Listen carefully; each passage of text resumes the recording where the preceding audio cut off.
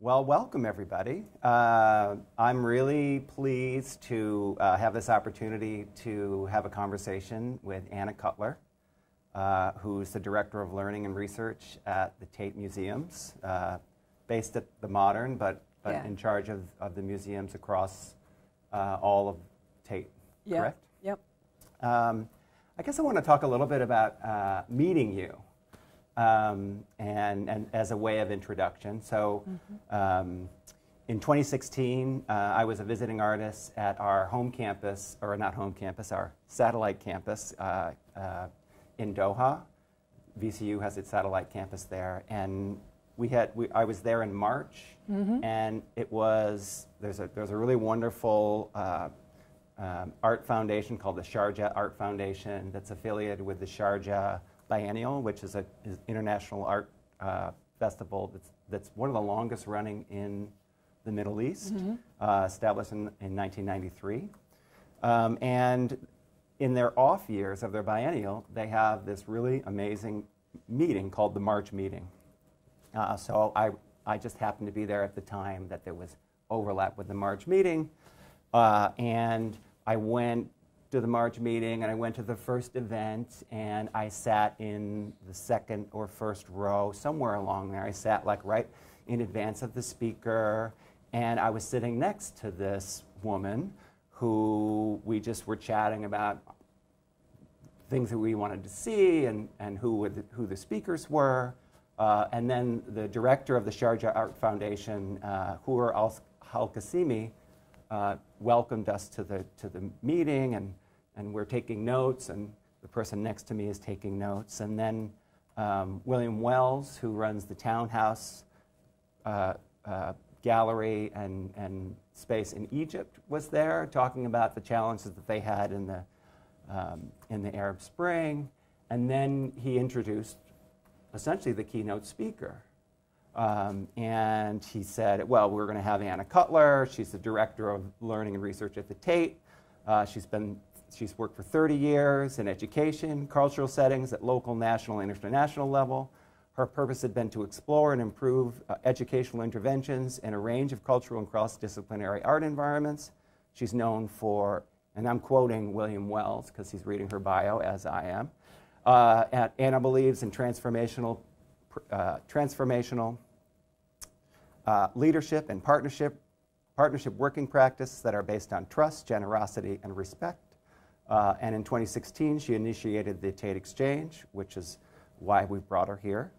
An ongoing program of events developed by artists, practitioners, the public, and associates, both within and beyond the arts sector, aimed at building dialogue around art, society, and the wider issues facing us today.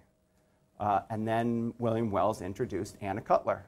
And the person who was sitting next to me, who I had a 20-minute conversation with while we're waiting, stands up. And I think she's about to leave, but she isn't leaving. She's actually the keynote speaker. So that's a way of saying that when you go to these, when I go to these conferences, I sit in the front because then you have the best view. And then also, I think during that conference, we hung out throughout the conference. And I don't think that I would have approached you after your talk had I known you were the Director of Learning at the Tate, in the way that I was very comfortable sitting next to you. So, I think that brings a way of thinking about what it means to be an educator, and what it means to be humble, and what it means to be welcoming, and to have those kinds of hats, because the Director of Learning at the Tate is a very tall hat. But bumps on things, but the Anna sitting next to me was the generous, welcoming spirit that I've been engaged with since leaving that meeting. So, that's all Anna very Cutler. Nice. Thank you. So, one of the things that I'm interested in, so I do a lot of my work is really about people in dialogue and in conversation. So, one of the things I want to ask you about, there are two things, but the first thing is, can you identify a turning point in your life or your practice that kind of changed the direction or changed your trajectory? Is there somebody that you met, or a book that you read, or you know, an exhibition that you saw that made you go left instead of right? And I mean, in some ways, I think about like what can you point to something that brought you here? Okay. Wow, that's a big question. It is. You can take a minute. So there have probably been a few of those, and I'm going to give you a personal one, and then a kind of more kind of sort of thinky structural one, I think. So I was very ill as a child. So I was ill when I was right at the years when you're doing your what are now GCSEs, so that kind of, you know, 14, 15, 16, and I missed pretty much 2 years of schooling. And I was treated very badly by the education system, who wanted me to be better, but I wasn't. And the school didn't know how to deal with it. But what I did was, I was lucky because I happened to have parents who read books. And when you are at home for 2 years, you read everything in your house. And so I did. So I read, and they happened to read a lot of literature, and they had quite a lot of art books, and my dad was into jurisprudence, and so I read a bit about that. And then my mum's a psychologist, so I read, you know, there was endless Freud and Jung going on.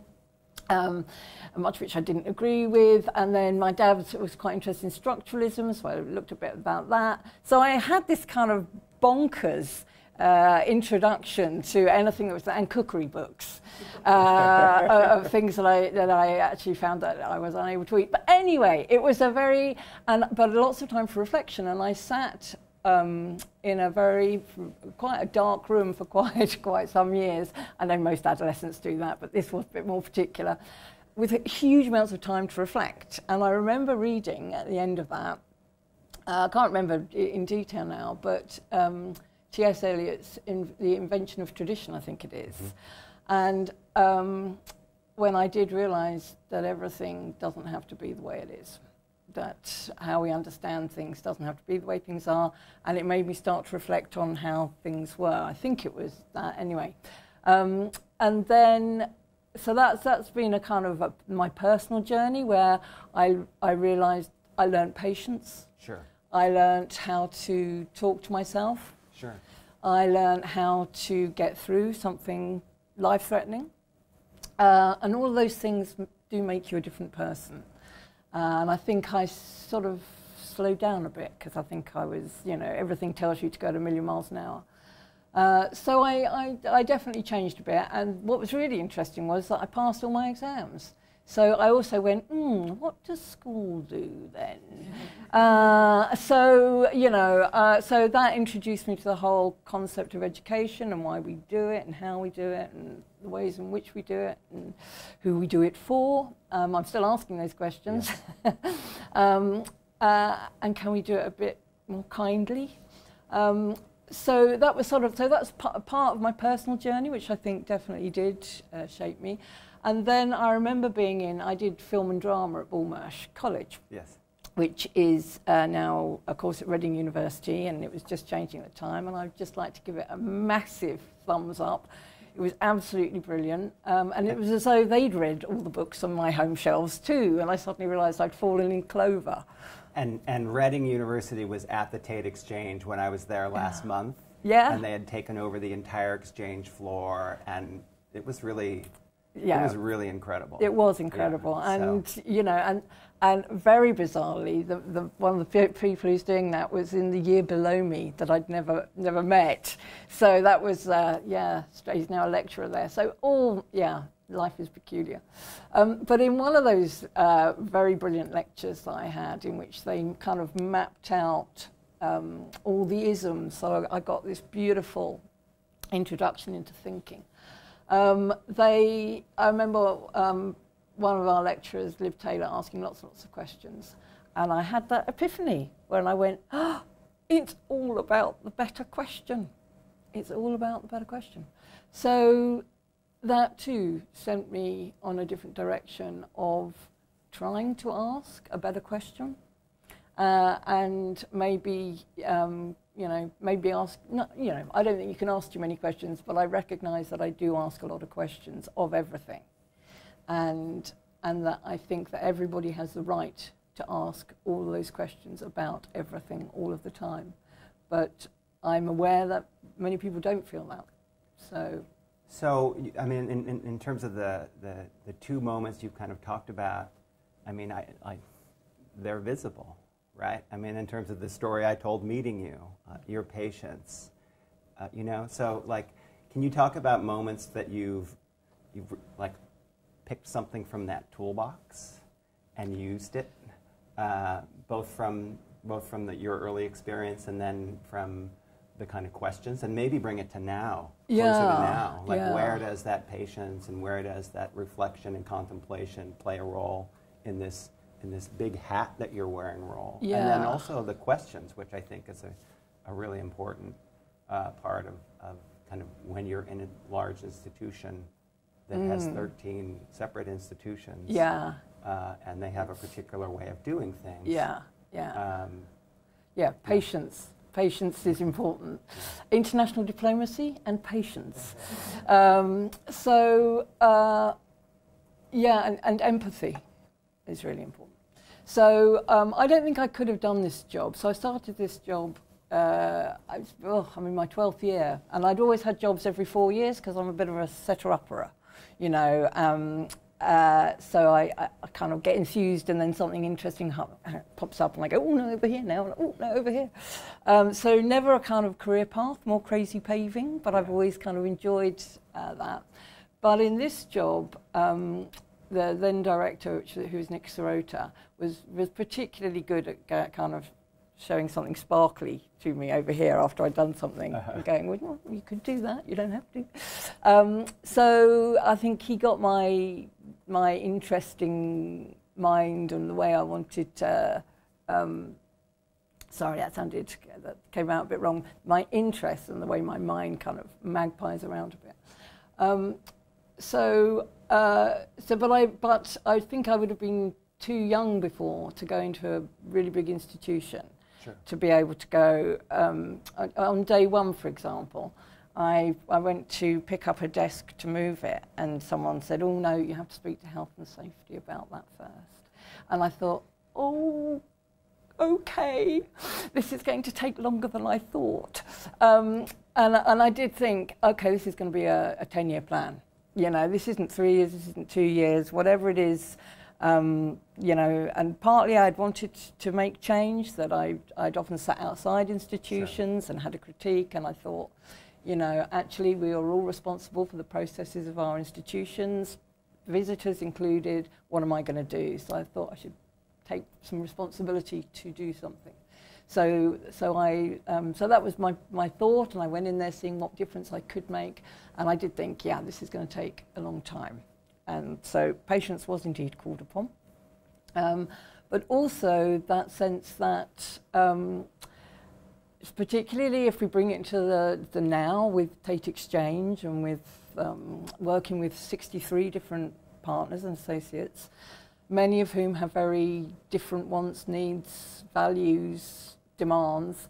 And I think I've learned how to listen better, how to take things on the chin on behalf of the institution, and how to not necessarily knee-jerk respond to all of those things, but to just try to figure out a way of making those things happen that works better for everybody, and be very explicit when I can't, or to make sure that I'm very clear about the boundaries that we all exist within. So, I think a lot of the problem is often the transparent walls, and we've been working very hard to, people have grouted those really tight, and I'm quite keen to just loosen the cement a little bit and just make these things a little more explicit and named, so that, once you recognize a problem, you have a chance of dealing with it. Sure. So, speaking of exchange, right, I think, the reason that you're here is because of the Tate Exchange, and this is part of essentially the Tate Exchange program in some ways. The idea is that we make connections with the Tate makes connections with all of these different institutions, Yeah. and then those connections aren't, oh, we'll come to the Tate for a visit. It's really about, like, how are we involved with the Tate, and how do we change the Tate, and it's a true exchange. Yeah. So I'd like to talk a little bit about the word exchange, and your kind of understanding of it, and then how it's been implemented in the program. Okay, so right. So the honest bit is that on day 3 of getting into my job 12 years ago, whenever it was, I discovered that I was going to be responsible for quite a bit of the new build, which I hadn't quite realised was happening either. And what was the name I was going to give it? And I just come from a programme where I've been the director of Creative Partnerships in Kent, which was all about creative learning and schools. So you can see where all of the follow-through of my own life had kind of taken me. And I was very interested in how to resist transmission, and how we might actually have mutual change and therefore exchange. So I came up with the idea thinking that probably, it would be removed or someone else would come up with a better idea.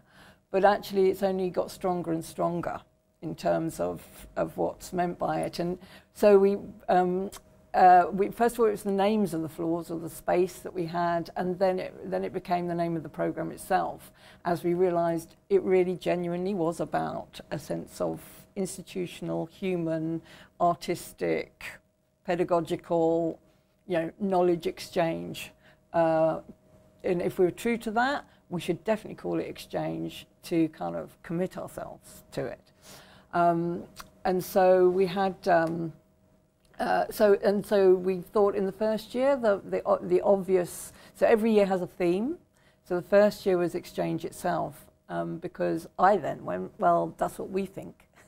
We need to find out what other people think exchange is. Sure. And so we had, in the first year, 53 associates who all came with our idea of everything from money to power to, small human interaction.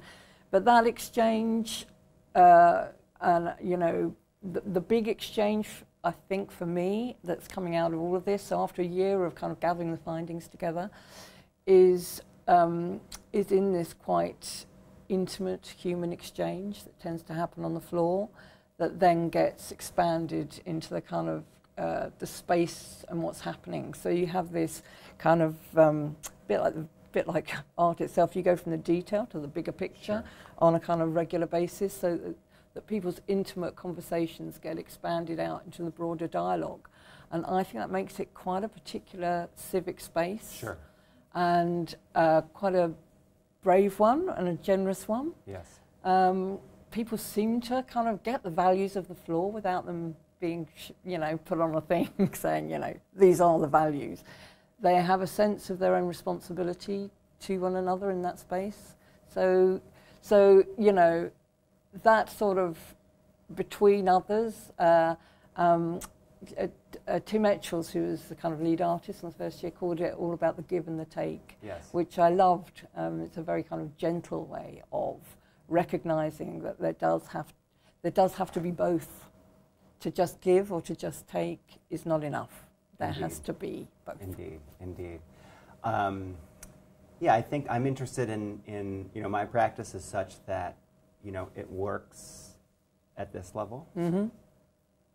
And then I'd like it to be at a larger level, but it doesn't work if it can't work at this level. Yeah. So the scaling of things, I think, is really important. The ability to scale without losing the direct interpersonal communication and conversation, which is like the core of the thing that I'm interested in, which makes the exchange so appealing to me. Sure. As an idea and as a space. Yeah. Can you talk a little bit about, so when I was there a month ago, not whenever, 2 weeks ago, I don't remember, I met with your external evaluator. Oh, yeah. So we're in the Center for Teaching and Learning Excellence, and a big component of what they're doing here and what we're doing here is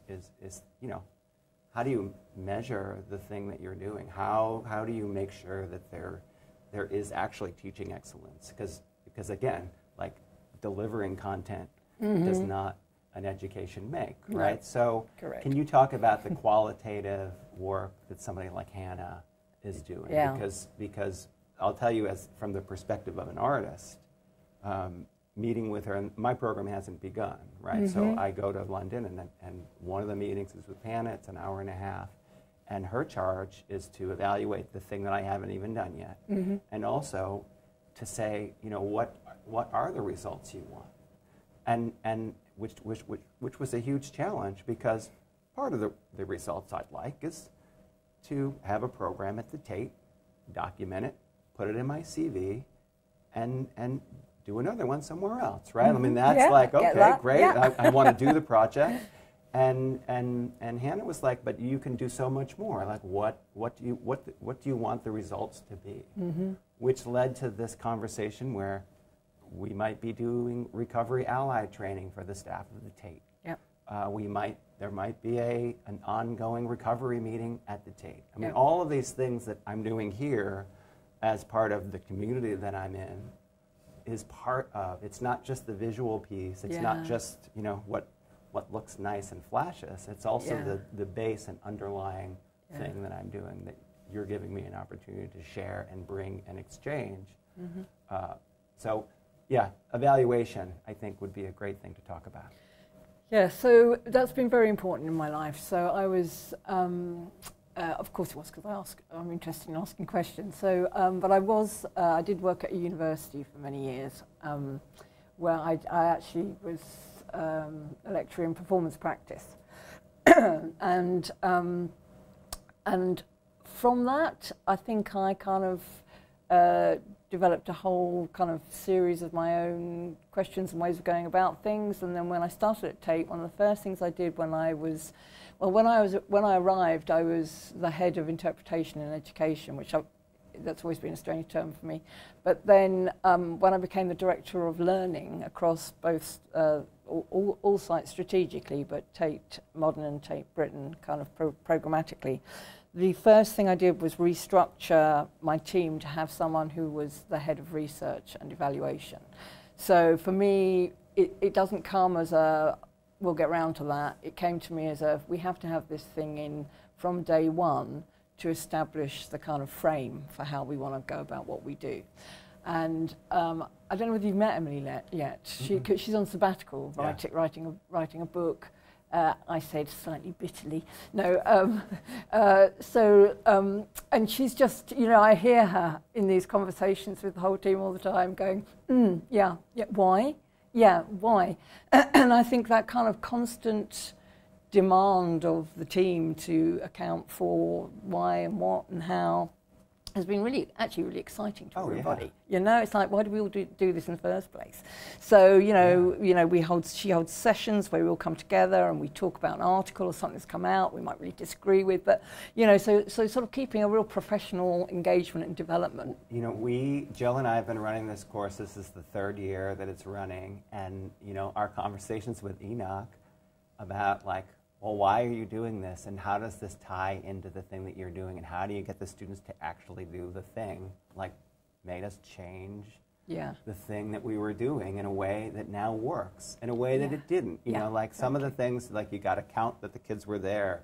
They have to do this response to it, but like the responses weren't that good, and they were a checkbox. So why are we doing things that are checkbox, right? Because like if there's no value in that, then what's the value in it, so to speak? Yeah, right? Absolutely. So now, you know, we structured it so that it's in dialogue with the things that we're presenting.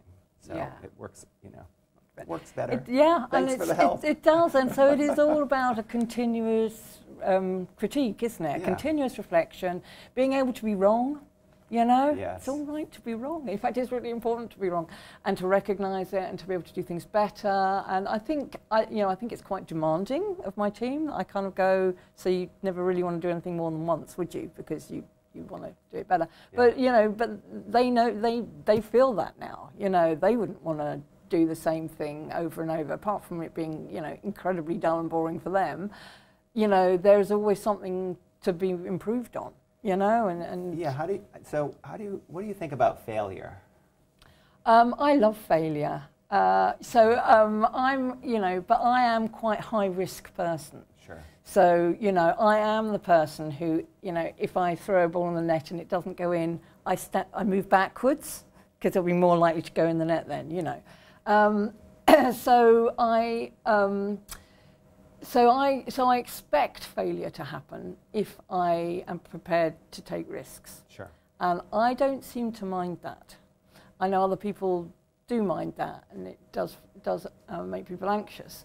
But actually, you know, I think what you have to, it's like anything else, it's about practicing it, you know. Sure. And the more you practice risk, the more you have, you know, the better educated in taking educated risks you get, because you start to know what works and what doesn't. And, you know, yeah, I was very, very unwell, nearly died, you know, brushed closely with death at times in my childhood. It's not going to kill you to be wrong or to fail, I don't think. Yeah. So I kind of, so I'm prepared, and I'm prepared to take responsibility for what I'm inviting and what I'm asking my team to do. And if it can't be, if it's not good enough, my validation, or if it's not good enough what I do, then I think I'm quite happy to be stopped. Mm-hmm. So, you know, I've never felt that I should hold on to a job forever. I think I just want to do the best kind of work I can do in the best kind of ways I can do it. And if that's not good enough, then you know, hopefully I'll stop myself. But I have no problem with someone saying it's not good enough, because I would want to be able to say that myself. So from the from last year, your last year's experience, where you had how many associates? 53 last year, okay. 63 this year. So I'll just describe what I experienced when I was there, which okay. was that. So you have 56 associates this year. You have 63. Yeah, roughly. Yeah, 62 plus 1. Me. But so what happens is they have the entire 5th floor of the Blavatnik,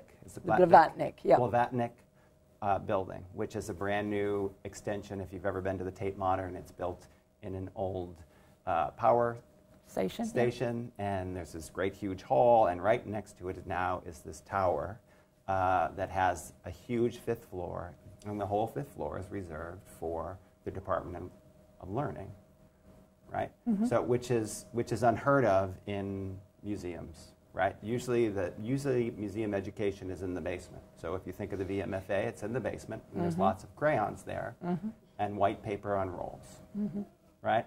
It isn't the entire 5th floor. So that's a great space. And then instead of having, you know, a set of rolls of paper and tables and crayons, it's a totally flexible space that gets transformed by each group of Tate associates. And it happens weekly. So it's like an exhibition or an installation coming in, or a festival coming in every week. Every week. So I was there, and the entire floor was taken up by University of Reading. Everything. There's 100 students, and then they were bringing art education groups in, and it was a mess and chaotic, and there was clay all over the place. And on Monday morning, it was wiped down clean, ready for the next group to come in. And the next group brought their entire art foundation program in, and they had set up all of these wonderful things. And then the next week, the next week, the next week. So can you talk about that kind of labor? Because, I don't know, there's nobody at Tate that's doing that, right? Yeah. I mean, nobody is programming like that. No. How do you do it?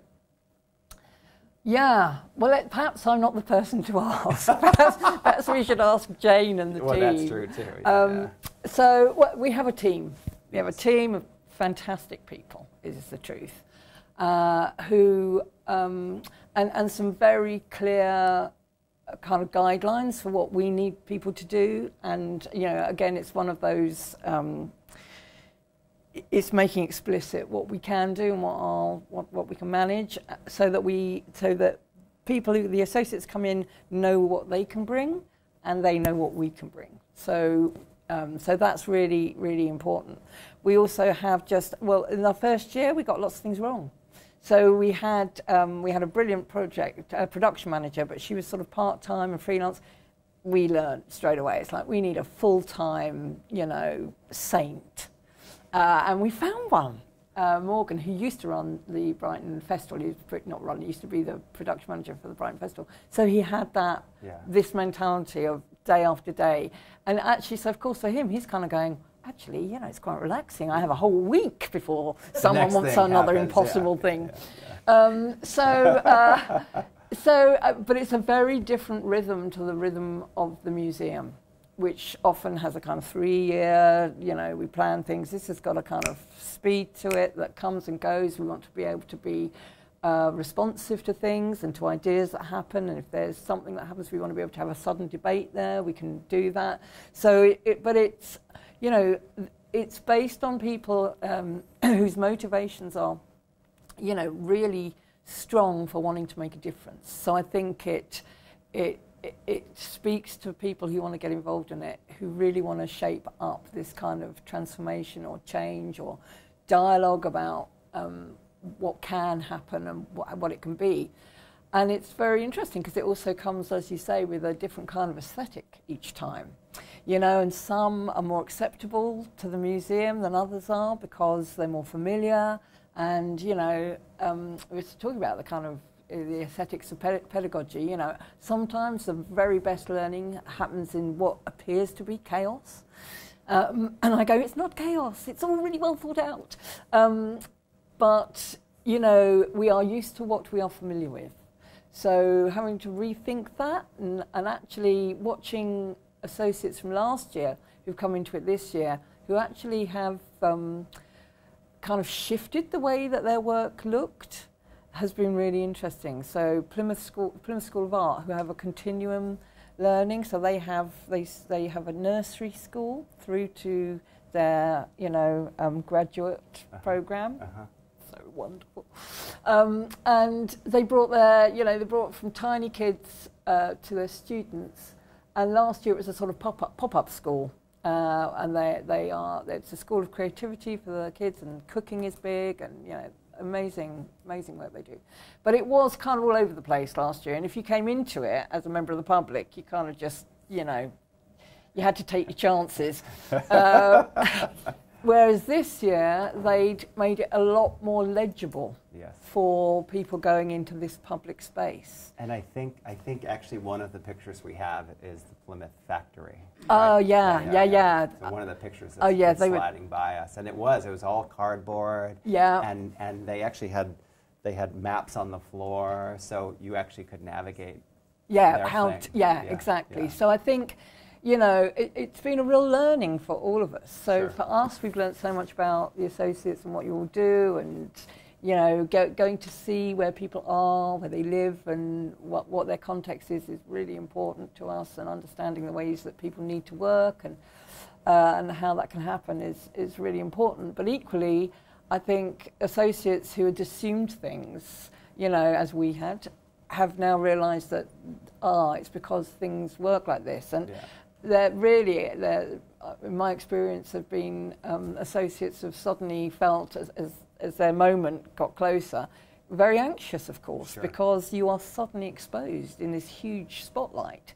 So I think, we've tried to support that, and that we know now that that's a very nervous feeling. Yeah, it's nervous, it's a scary place to be. It's very scary, So we try to support that whilst not trying to change anything or try to control anyone's program. We just try to keep it as safe and manageable for people as possible. You'll be glad to know. Well, I think I'm going to have one last question, and then we should open it up for questions from the audience. And one of the things that you said was that one of the things that your team does, you've assembled this team, and that they want to make a difference, right? And could you define what that looks like and what it means, in terms of the things that you want learning to be doing that's different, and you're making a difference as opposed to what the Tate already does, right? So what's the difference? What's the difference that you want to make? So I think the difference we want to make is that we open up for the conversation about art to be able to happen much more widely. So, you know, and we're up against it because very little is in education anymore, you know, so people aren't getting the kind of conversations through schooling that's used to happen. They might be coming into a kind of arena where they don't understand it, and so we kind of ask, what would happen if we flipped the script? What would happen if we, instead of kind of transmitting out what, you know, louder, we kind of went to what people's own experiences might be, so what their exchange being, what kind of production they have. So we go to ideas that people have their own experience of, and then they can come to that without that kind of terror of not knowing, you know, and already feeling foolish because they don't know. Sure. But everybody comes with an incredibly rich sense of their own cultures and experiences. And that is what artists are doing. Artists are responding to the very same things in their own way. And we're trying to just, you know, invite it the other way around. So I think, you know, everyone in my team will probably want something different. Yeah. I think, but being kind of equitable and open and generous and trying to have a better conversation and changing our values and understanding that, you know, institutions are shifting, what the expectations of the public are shifting. You know, how do we make sure that we are relevant and making the most of these incredible assets that we have, and the kind of cultural and emotional and social economy that we're all part of. How do we make sure that we are inclusive? And, you know, I think anyone who works in any institution knows that that is a really difficult place to navigate, because we've had centuries of it not being the way that we want it to be. So I think sometimes I feel like we've done, you know, we're just doing this. Mm-hmm. But, you know, I was thinking about this the other day, you know, even on a very big picture, you know, you notice that. You know, and you can start to attend to that. So, so I think we're trying to change things, you know, one day at a time, or, you know, one experience at a time, and understand that hopefully will have an impact. And that difference is as much about us learning and taking things in as it is about a platform for people and sharing what we have out. Fantastic. It sounds like patience and listening, which is how we started today. So do we have questions? So Enoch, yeah?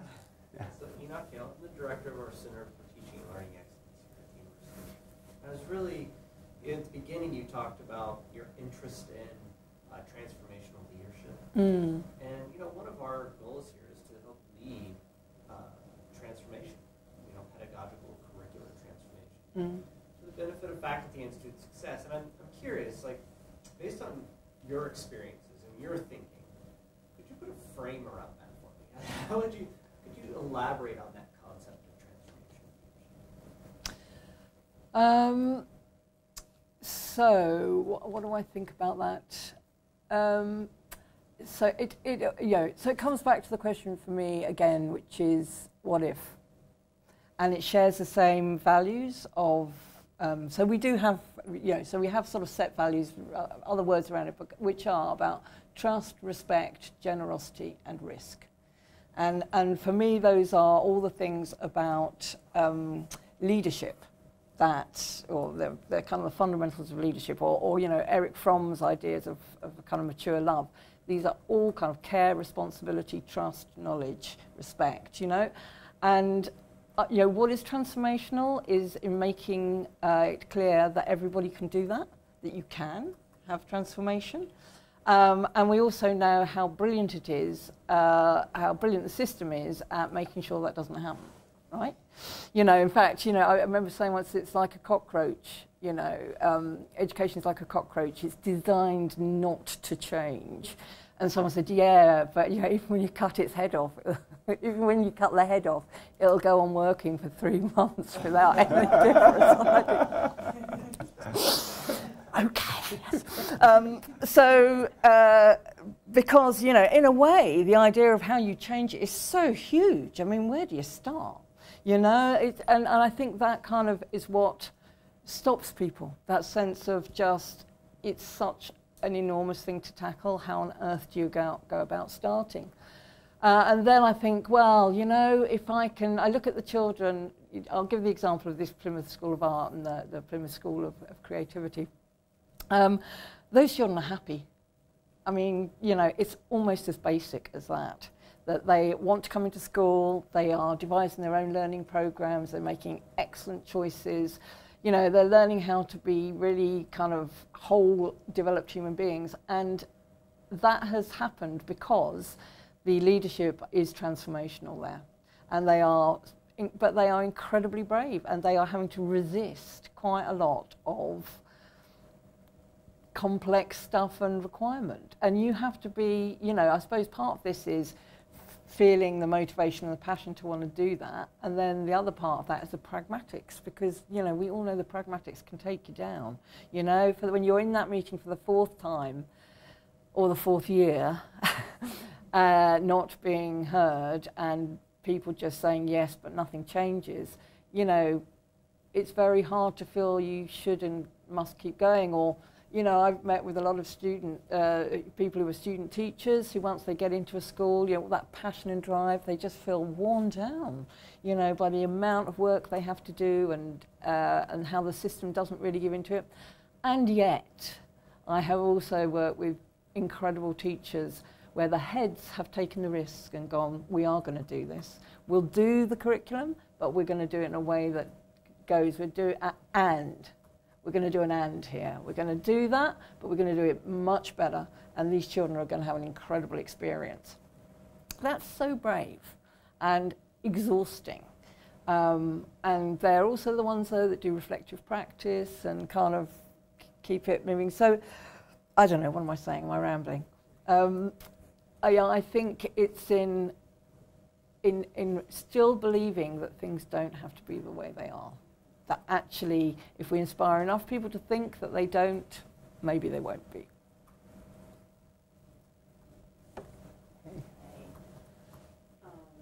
Jolie, first year grad student at the art ed department, and reading more about like museum education, art museum education, and I guess I thought in a question I had to write down, so I wouldn't ramble.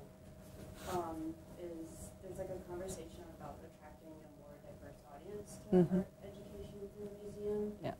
And the ways in which we can kind of make the institution seem less intimidating or kind of grapple with that history. But, and like I've experienced this in my own work, like we say all these things, like I'll say like, yeah, we're going to do this and we need to have more, like we're getting the same kids every time. But then there's like a disconnect between saying that and actually like think about the kids that are going to come to this like workshop this summer, and it's going to be the same kids that always go to the museum, the art museum workshop. So how can we kind of better attract new participants within art museum education? So, yeah, the schools who know how to make the most of what's open to them always are great at taking it, and good for them. What we found, and partly this was why we did Tate Exchange, was the way to reach the people that, you know, they're not hard to reach, we're hard to reach, you know. So the way that we can do that is to get engaged with partners who actually do have that. They are their families and communities. And that's really what Tate Exchange tries to do, is to invite associates who have a kind of a much wider and a kind of different series of interests or communities of interest, and what we bring to them is a community of interest they haven't had, and what they bring to us is a community of interest. And, you know, those people might walk away and go, we don't want this, but everybody has a right to make that choice. So I think it's about I think it's about the language we use and how we speak with people, or whether we speak at them, you know, and the kind of practices that and experiences we want people to have. You know, what we've learned about Tate Exchange is it's not rocket science, but it seems like it is, because it's the first thing is just about getting people into the frame of mind to be prepared to learn or to engage. Is a long journey for some people, you know? I mean, so many people have not had a great learning experience that when you say we're going to do some learning, everybody goes, no! No, we want to enjoy ourselves and have some fun. And I kind of, you know, so you have to claw back at them and go, yes, no, you can, have both. So it's about how we talk about it and then what we're inviting in, and to recognise that the welcome, that the invitation to human beings is really important. And to look people in the eye and say hello matters, and, you know, and mean it, and be interested in people. So, and I think that actually Tate Exchange is genuinely interested in people and in the questions we ask. So, you know, let's invite other people's questions. Let's invite other people's programs. Yeah, and I think, I mean, so I'm sharing the floor with 10 people. Yeah, great. And so it's this great organization that's in Peckham in Suffolk.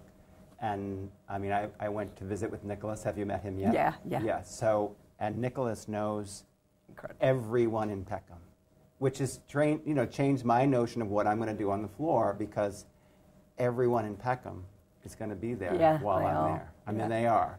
So in terms of, like, how do you reach out to populations, I mean, Nicholas is inviting everyone in Peckham and all of the things they do to the Tate. And they're coming, just to let you know. And you know, and it's about, and the program that they're running is about them. Yeah. And what they're doing and the amazing things that are happening there. Yeah. So, and they are doing amazing things. So it really is like, how do you create a space? How do you welcome the right people who can welcome the right people? Yeah. Right. You know, and there's a criticism to be had there, which is, you know, that people go, oh, so you just want to work with us because you want to, you know, change your demographic. And I totally accept that criticism that could be there. But equally, if we don't start to have a conversation beyond ourselves, I don't know, you know, if there's a better way of doing it, let's do it, because we haven't even done this yet. We haven't even welcomed people in to have the conversation, to find different communities. So, you know, I'm prepared to try many things in order to have that conversation somewhere, you know. Yes, if there's problems, if there's problematics, then we can talk about that too. Yeah, absolutely. But we can't talk about it unless we've created that space to have that conversation. Yeah. So, are there any other questions?